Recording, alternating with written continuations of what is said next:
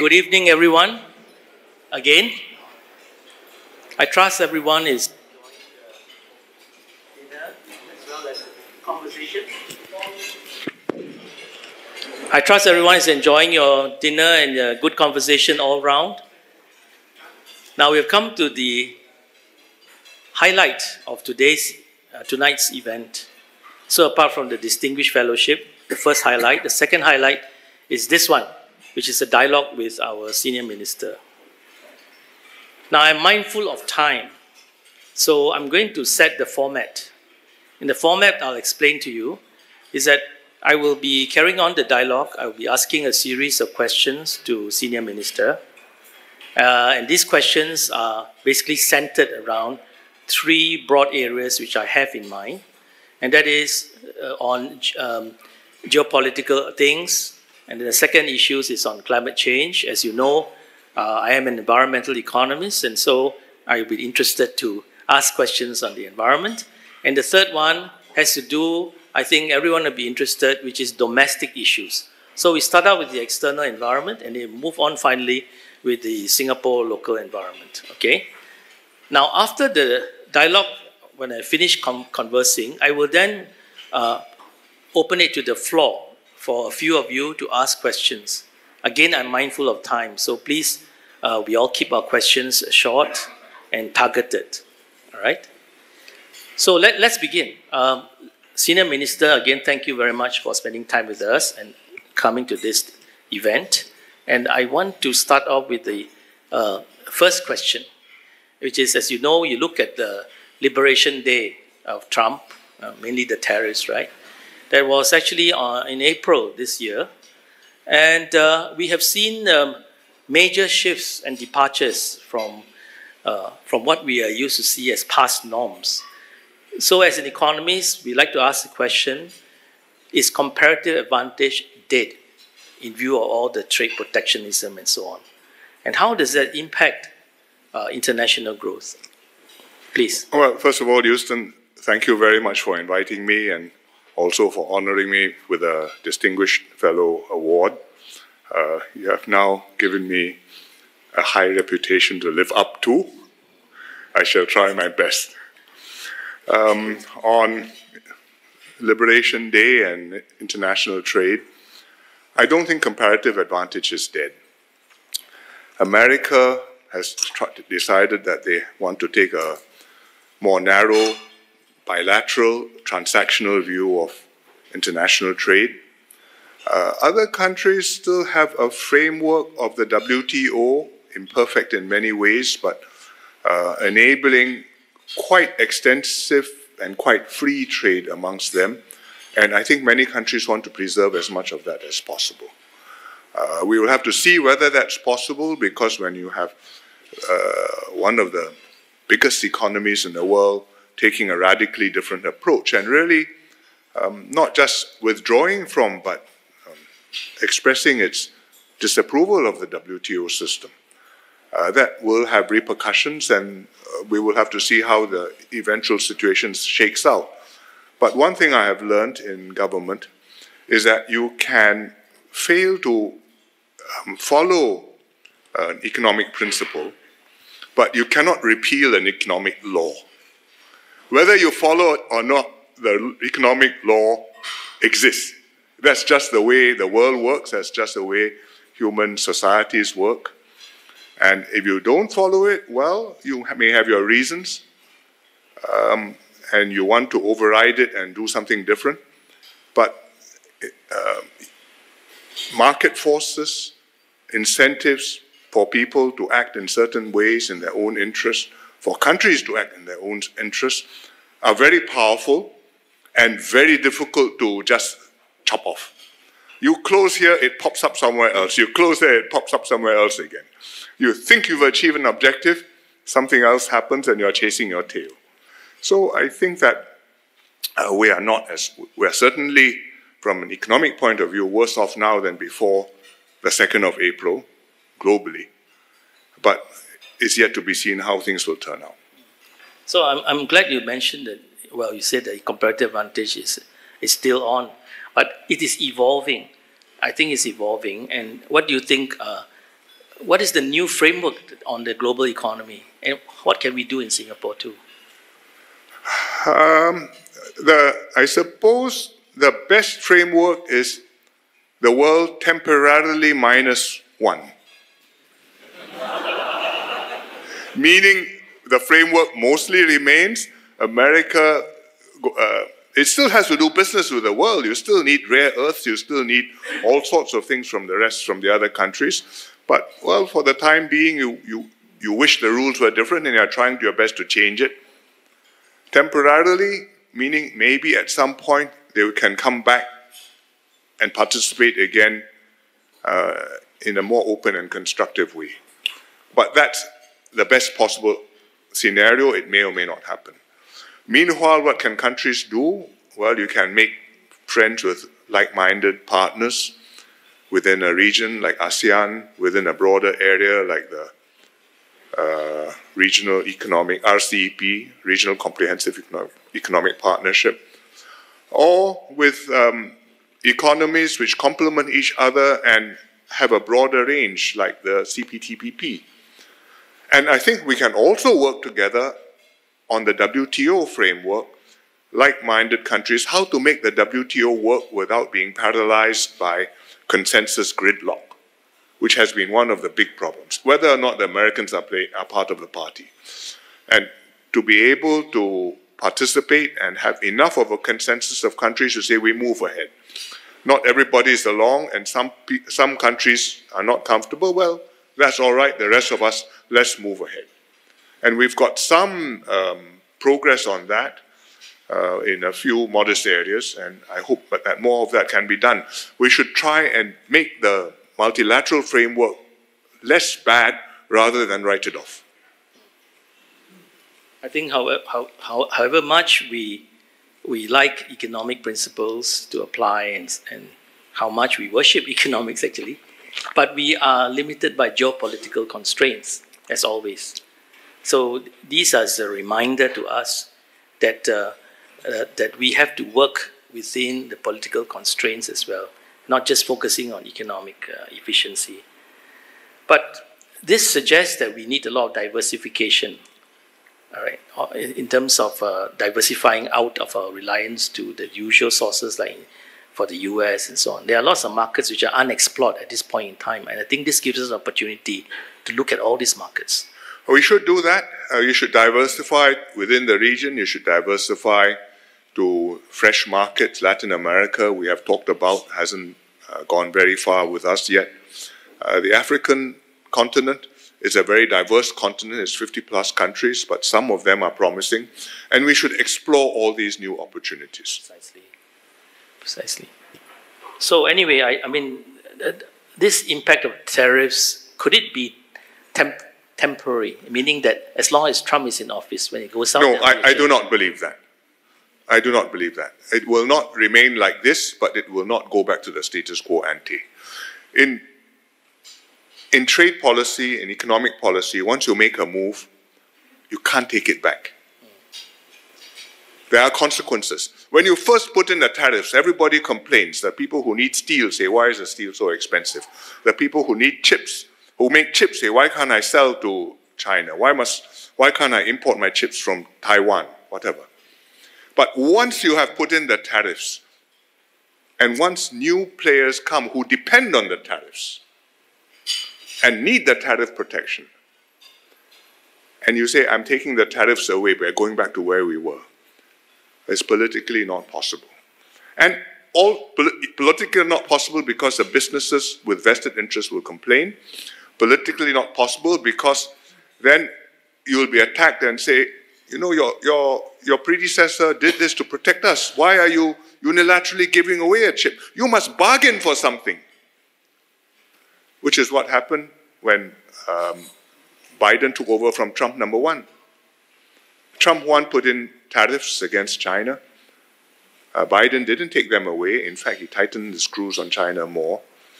And when there was a debate between Trump and Kamala Harris last year during the campaign, Kamala says, you know, if Trump comes in so many tariffs, then the world will turn upside down. And Trump's answer was, Well, in my first term, I put on tariffs on China. It's now 3.5 years into Biden. The tariffs are still there. How's that? There was no answer. Well, anyways, I think Singapore is not so badly affected yet. Well, the Chinese have a saying, 50步笑100步. The person who retreated 50 steps from the battle laughs at the person who retreated 100 steps, and you're worse off than me. But actually, we have a free trade agreement with the US. It's a zero. We have imports from the US, 0% tariff.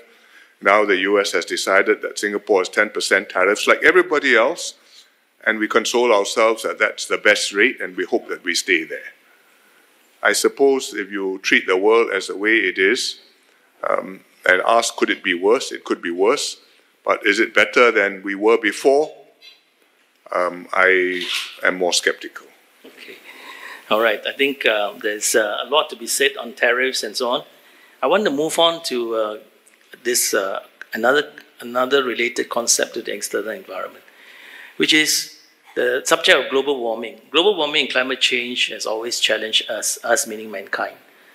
And in fact, right now, it's even worse because we have all this deglobalization, trade, all this protectionism, non-global cooperation, where we need global cooperation for something as widely and broadly, and the whole world must be involved, but we are not having it, so we are retreating. So a few countries have managed to get together and they say, let's try to do something. But I don't think that's enough.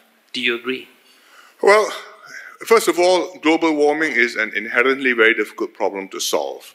If you just look at it from an economic perspective, you would call it a global commons problem, meaning it's a resource which we all share, which we all benefit from, but which we are not personally paying for.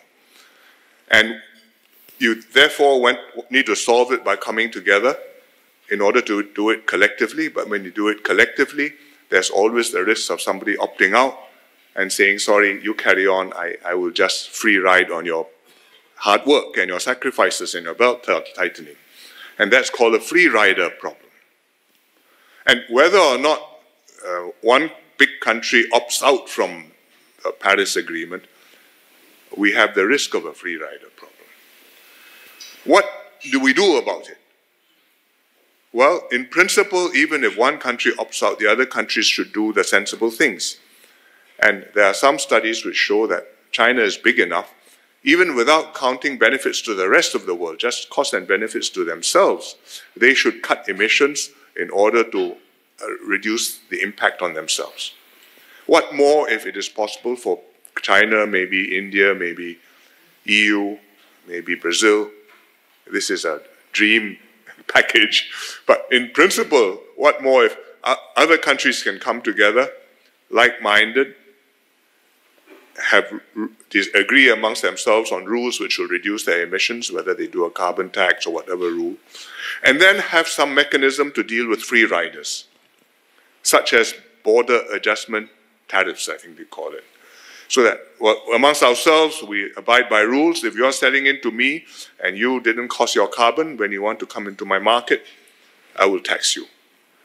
And that way, hopefully, you'll reduce a free rider problem and you can get a bit further. So economically, you can get maybe 3/4 of a solution. But politically, it's very hard because then the other countries will say, look at that fellow, he is free riding on us and I can't quite levy enough price on him. Why should I tighten my belt? In fact, some Southeast Asian countries have already said that. If America is going to be like this, I have to reconsider my commitments. In fact, Singapore has to take a practical view of it, and we have made commitments to go to net zero by 2050 and to go to, I think, half our emissions by a certain date before that.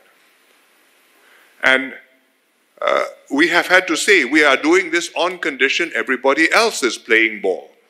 But if other people are not playing ball, then it does not make sense for us to stop breathing in order not to generate CO2. Because even if we did that in Singapore, it won't save the world. That's right. That's right. Actually, SM, you're very right. And not many people appreciate this, that Singapore actually is quite exemplary and in our contribution to the global cause. We are contributing only 0.11% of the carbon emissions. So even if we stop everything, it makes not much impact, But yet we are doing it. And we have put in the right measures, I think, with adaptation and so on. We are trying to be a good global citizen. Yes. Do our part so that we are in good standing. We are not free riding on other people. Yes. And we should try and do it in a rational way. We have put in a carbon tax. It's going up. I think it's going to about $50 by 2030. It is going to be a cost on the economy. It may cause some businesses to have to reconsider their plans if they're not able to abate their emissions. But if we are serious about wanting to peak before 2030 and to decline progressively after that, then there's really no alternative to some businesses, to many businesses really emitting less, or some businesses deciding, I can't emit less, well, I have to reconsider my plans altogether. There's no way out. If everybody can do it without pain, then you probably haven't done very much. That's right.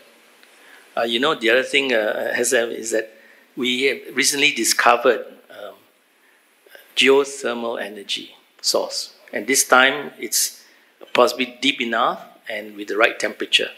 So it might be a game changer. Well, I hope so.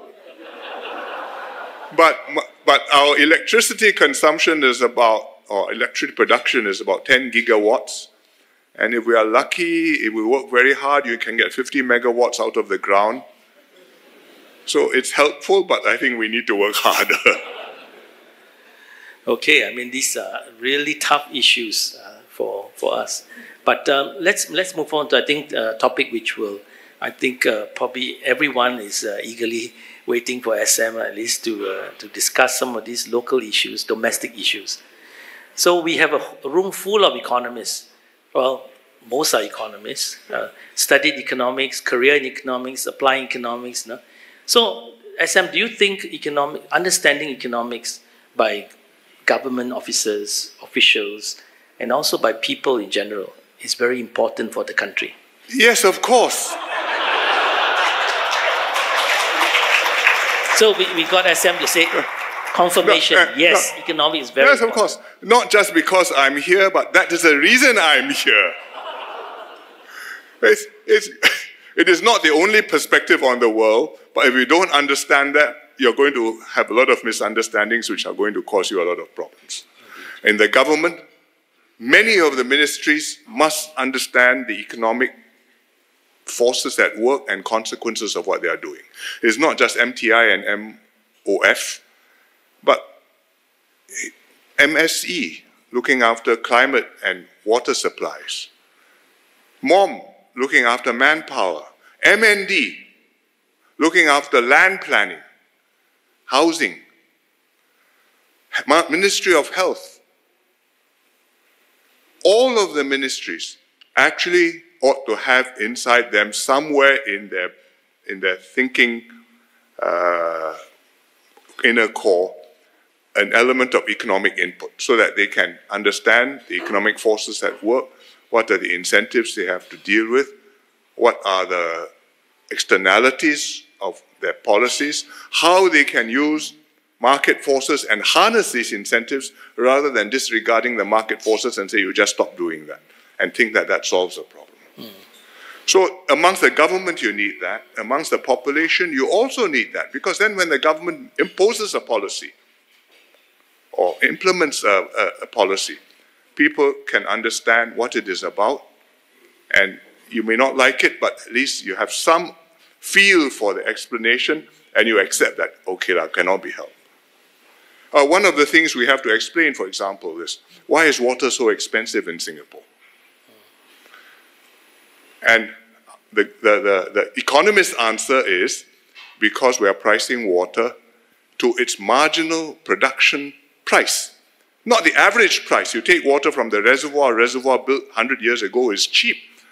But you take 1 extra liter, the reservoir has run out of capacity. I must produce 1 extra liter. I must build a new reservoir. I may need to make new water. I may need to make desalination. It costs me $2 per cubic meter. I have to price that. The marginal, incremental unit price.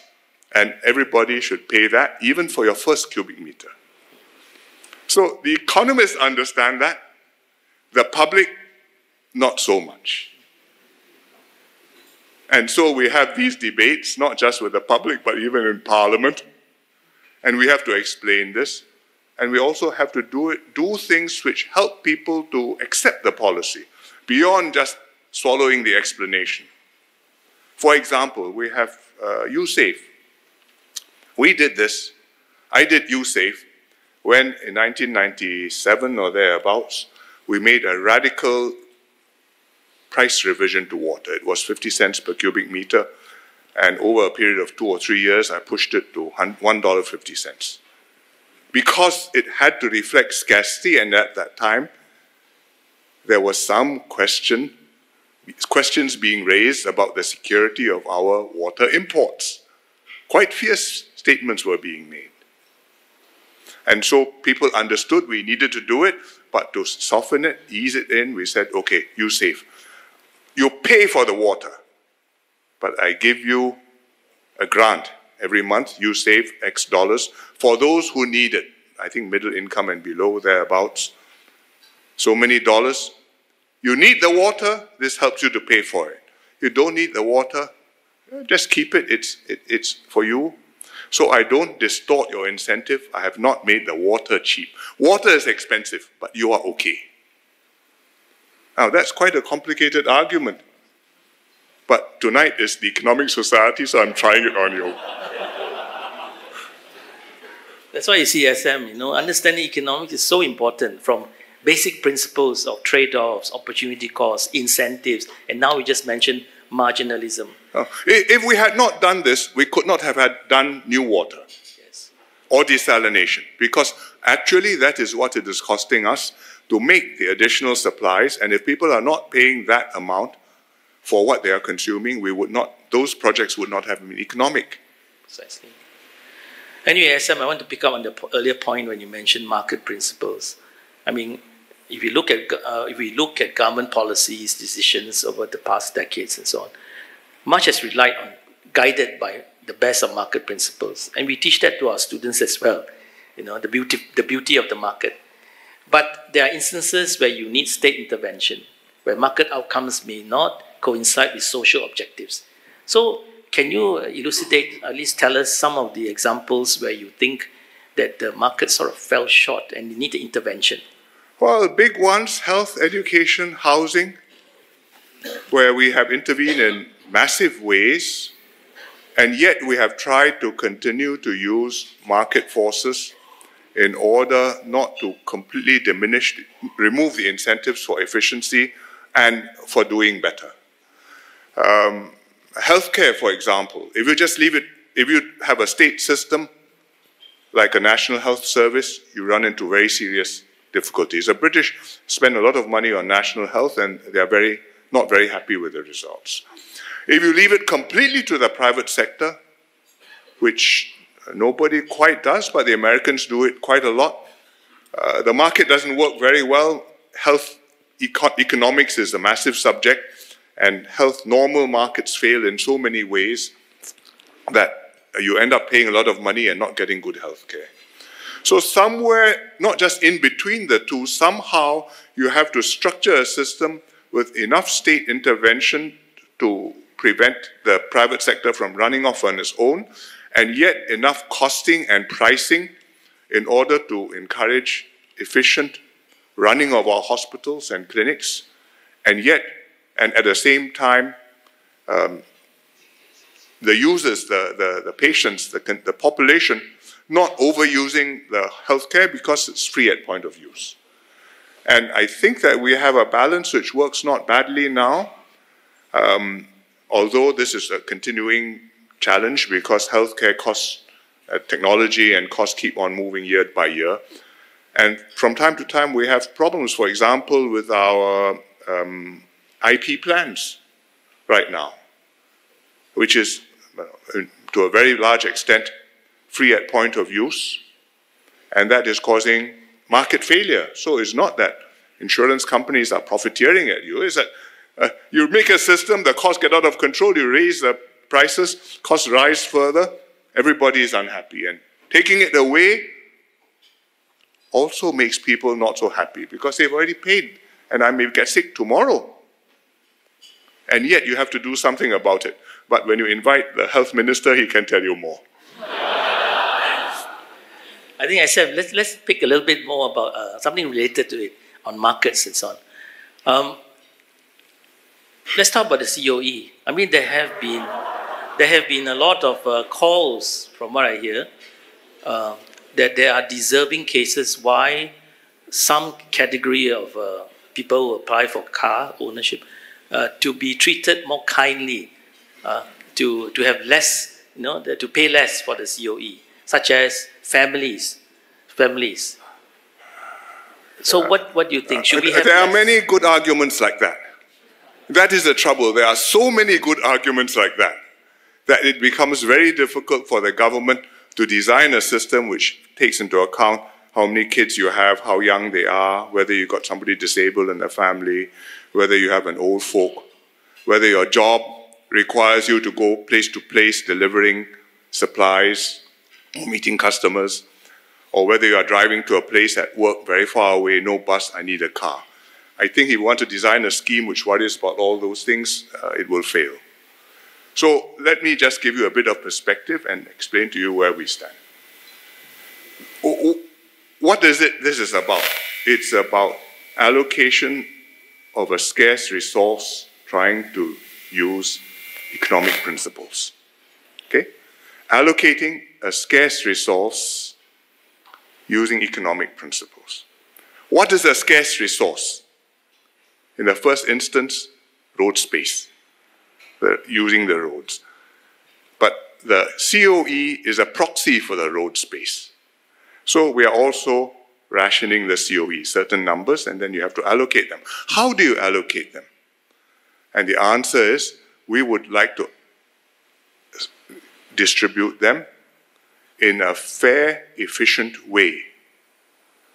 And that means I set a price, people come to buy it, and then those who bought it get full value. Those who didn't buy it don't feel that they missed out on a windfall. What does that mean? I must price it fair market value. Fair market value. Which is also, economists will say, the market clearing price. Okay? I put the price, people come to buy, turns out I got 100 COEs, 100 buyers, just nice. If I got 100 COEs, 101 buyers, I put up the price a little bit, 99 buyers, I bring down the price a little bit. How do I do that? Well, I need a price discovery mechanism. Now, those of you in the finance business will know what is price discovery. When companies issue shares or bonds, you go around, you make the market, you make an estimate, well, that's where the market roughly is. What is our price discovery mechanism? It is the COE tender system. And every 2 weeks you can read it, just like you read the 4D results in the newspapers every weekend. Sometimes it goes up, sometimes it goes down. When it goes up a bit more than people would like to see, you get many requests to say, how about we change the system and make it not go up so much?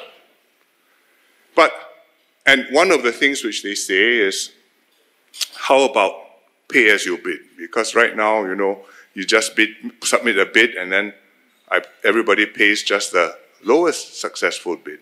So maybe people are being reckless. But actually, if you look at how we are making our COE tenders work now, in fact, we are almost pay as you bid. Why do I say that?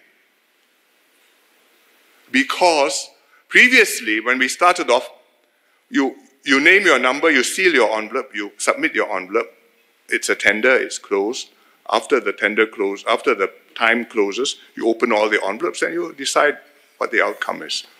But now, because it's online, even as people are submitting their bids, we show you what the price is at that moment, clearing price.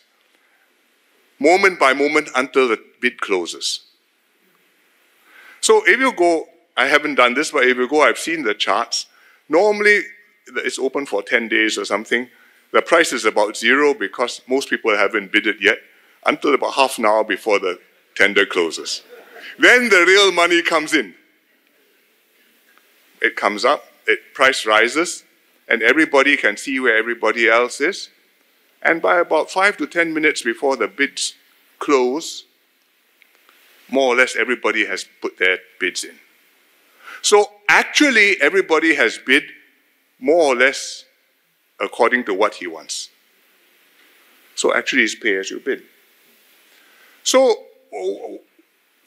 in fact, what people don't understand is that we have a system, it works quite well.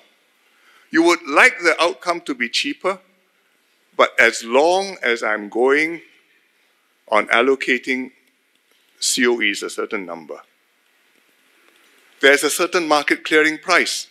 For that number, there's only that market clearing price. If you want the price to be lower, then you must put out more COEs, which is what the government is now doing. We took from the future.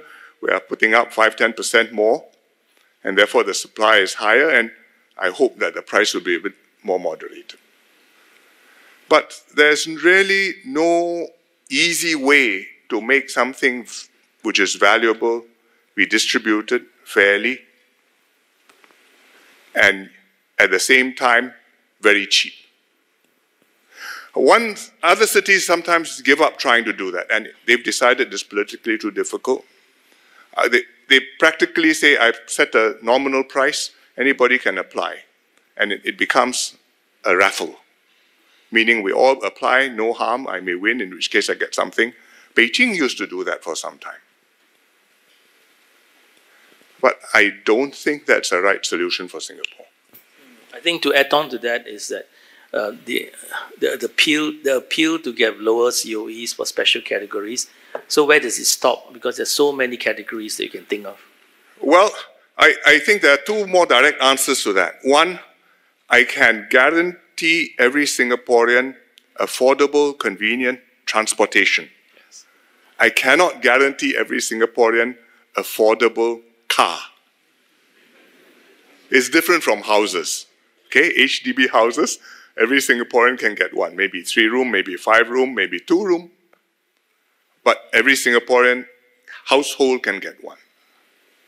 But cars, no. Transportation, yes. That's number one. Number two, if in fact you have a special need, for example, you have a kid, it's better rather than I give you a cheaper COE, I give you a bigger baby bonus, and you can use that to buy a baby seat or help to pay for a little bit of a car. And directly help the group you need to help in cash, rather than make complicated schemes, which then end up with all kinds of contradictions and wrong incentives. SM, let's change topic from transport cars to maybe the cost of doing business. Rental rates. People have been hearing that SMEs, they're asking for help in the rental rates market. Should the government intervene? Well, I think we have to watch the market. We have to watch whether it's competitive, whether there's collusive cartel behavior. And if there is, then we have to intervene to break that up. But generally speaking, rentals in Singapore, they are not low because I think Singapore is a small place and there's a limited supply. And if you go across a causeway or across the Singapore Straits, of course, it's much cheaper. But the rentals adjust to the market. Not as fast as we would like because they have a period. You sign a lease, it's 2 years or 3 years. And sometimes when the market comes down, the landlord prefers to give you a private discount rather than tell everybody the rents have gone down. So that has to be taken into account. But I think generally the market works reasonably well. Some cities have tried rent control. It doesn't work. The result is even fewer units, even fewer landlords, maintenance goes down, everybody is affected. Who benefits? The person who happens to be there when the rent control was put in place for some time. After that, well, we're all in a worse position. Yes, that's very true. Now, I'm mindful of time, so I need to reserve some time for the floor to ask questions. So, but I think this is a very interesting your discussion on the constraints of the markets. Even though the markets can produce wonderful outcomes, it is constrained by certain things, and governments needs to fulfill certain social objectives. So that's the point.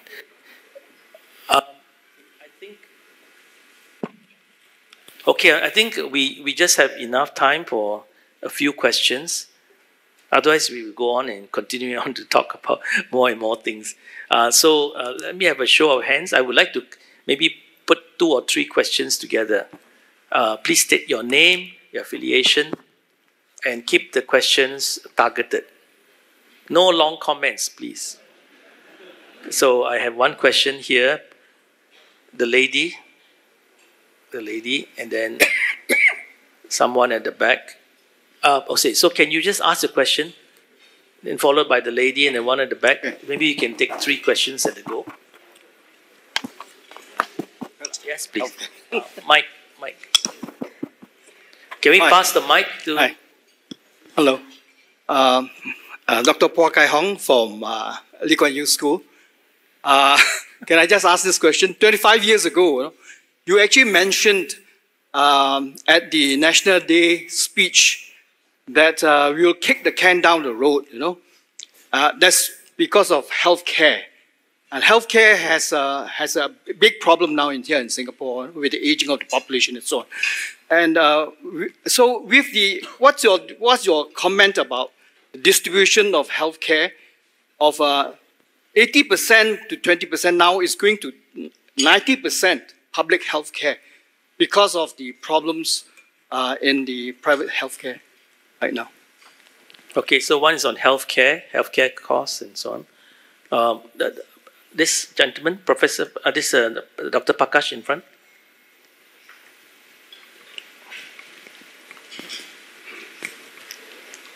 Sure. Thanks very much, SM, for those remarks. I think listening to you, some characteristics of, in a way, the part of the success of the Singapore story, which is policymakers are able to think long-term, to kind of take risks, to go against the grain. The question I have is, what are the risks that you see of these traits changing? That we become a little bit more short-term, a little bit more risk-averse, moving away from marginal pricing to average pricing. What are the risks of that scenario playing out, and how can we ensure that doesn't happen? Thank you. So the question, one on health, one on risk, changing risk, the lady. Yeah, the one you're raising your hand now, this lady, yes. The mic. Please state your affiliation. Hi, my name is Violetta from GIC. Thank you, Senior Minister. I would like to ask about generative AI. I was wondering what are your thoughts on what the key skills are for the future generations of Singaporeans in the light of this transformative technology in order to kind of stay competitive and resilient in the many decades to come. Thank you. Do you want to take 3 or 1 more? Yeah, I'll take them. Okay, so SM answer all the 3. Okay, first question on healthcare. I don't remember saying that we should kick any cans down the road. Or maybe I misheard you. But if we kick cans down the road, usually we meet them later on and they become more difficult to handle.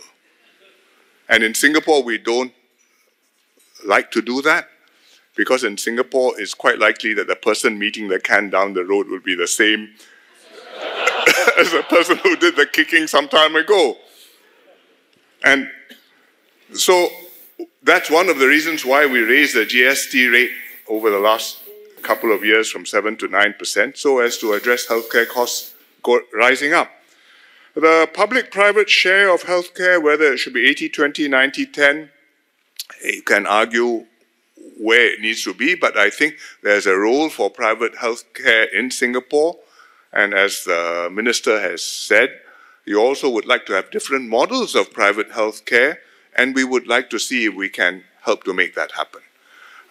That's a kind of influencing the market without intervening, but we will see if we can find some way to help to make that happen. Prakash asked about the risk of leaders becoming short-term and not taking the economic rational approach and just looking for short-term political dividends. That, honestly, is always there. Because most of the time, in most circumstances, it's easier to be a leader who oversimplifies issues and say, I have a good solution. Follow me. This is the way. And after 2 days, everything will be solved. Rather than somebody who gives you a long exposition more suited to the economic society. So it's very hard.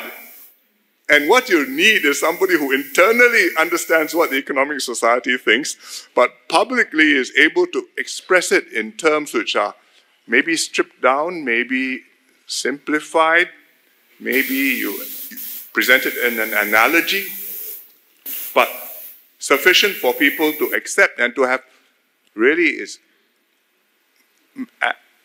animal faith in the leader and the leadership team. So I believe you, not because I understand all the ins and outs of what is a marginal incremental cost as opposed to average cost, but because you have shown results and I trust you. And therefore, I give you the benefit of the doubt and I will go along. And I think you have my interest at heart. I would like everybody to learn some economics. I would like everybody to also see it from the perspective of the government looking at the economic problem, which is not the same as an individual looking at the same problem. But really, to have good leadership, you need to have that trust and to be able to have that political debate in the public arena, which is anchored on logic, on realities, on what the evidence shows, as opposed to being based on what is politically expedient. And I speak my book. If I'm in the opposition, I try to propound something which sounds nicer than what the government is prepared to offer. And if I'm in the government, I try to do things which are nicer than what the country really needs. And there is no certainty that Singapore can do that forever. So we just have to know that and therefore conclude, let's try our best to make it last as long as we can. Third, what are the generative AI skills needed? I do not know for sure. The technology is moving very fast. Some people say it's going to shoot through the roof. It's already quite good for a good number of applications. If you are doing medical diagnosis, it's very respectable. If you are doing image processing, it's very good.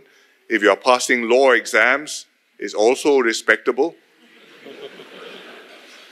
But whether that goes to AGI, what do they call it? Automatic General Intelligence. The jury is still out. It may be you carry on in this way and just add more CPUs and processing power and data, you can get there. But it may be that you need further insights and breakthroughs in order to go beyond just what the current statistical models are able to produce. So we can't say, but that what you have already in some professions is already making a big difference. I think that is a fact. And we should, in Singapore, do our best to understand it and how we can use it. Even if I'm not at the leading edge generating the next DeepSeek, I should be able to make use of DeepSeek and other things in order to do our jobs better, deliver services better, be more efficient, be more productive. And I think that is within Singaporeans' capabilities. And we can train Singaporeans to be able to adapt to this and to be able to move either to do that job better using the new tools, or in some cases, if those jobs are no longer there, you're really moving up to do a different job or moving to another industry to do a different job. And that will need a lot of government support. That's one area where to say, I leave it to the market or I leave it to laissez-faire, I don't think it's going to work. We need government resources, encouragement, exhortation. Leadership by example, it makes a big difference. But one day you will have an AI bot here answering questions during your dinner. So far, I think I still have a job. I think I'm mindful for time, so I don't want to press on, except I think we have a young professionals wing somewhere, and I would wish they would ask a question. Do you have any pressing question for SM? Somebody right at the end. Where's the young professionals? Raise your hand. Yeah, right at the end. Oh, okay, that's right. Do you have a question? Yeah, but we can't hear him. He's going to use the mic. Is your mic working? Okay, just change the mic then.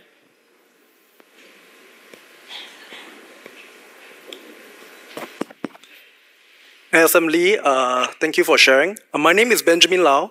I'm the chairman of the ESS Young Professionals Wing, and I'm honored to ask a question on behalf of the Youth Wing. So for many young Singaporeans today, the definition of success is shifting, When I grew up, I've been hearing about earning money, home ownership, and climbing the career ladder. But increasingly, some of us care more about purpose, sustainability, mental health, and making a difference.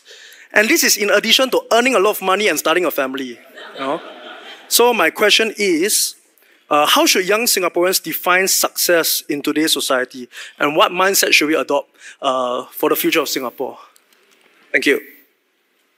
I think it's for the young Singaporeans to define what they would like success to mean. If you're born with all the advantages which your parents' generation didn't have. I mean, if you're 35 years old, 35 years ago was, well, the internet existed, but social media didn't. AI certainly had not made the breakthroughs yet. And it was a completely different world. The cadence was different.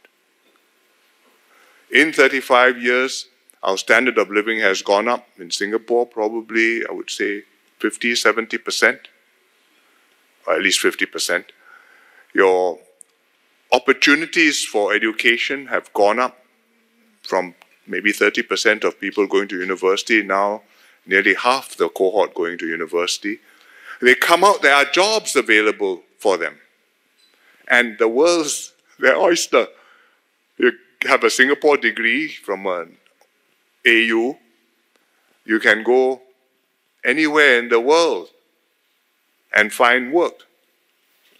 We are in Silicon Valley, we are all over China. You go to deepest Africa, you'll find Singaporeans there. In Rwanda, there's one young lady who's running an advanced chicken farm. No, doing very well. So, what do you want to make of your life? For yourself, for your family, for your country, for your fellow human beings. There are so many things you can do. Don't lie flat. It is such a waste that your parents will be disappointed in you is neither here nor there. You ought to be, if you lie flat, after a while, I hope you're ashamed of yourself. But we did all this for you. Make use of it. And show us that actually you're better than us. Thank you.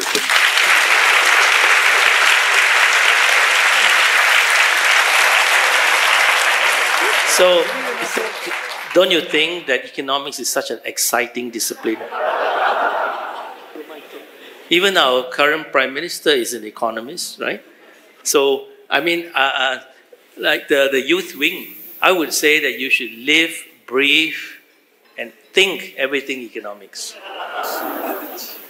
So with that, I think let us all thank SM Lee for spending time with us in this dialogue.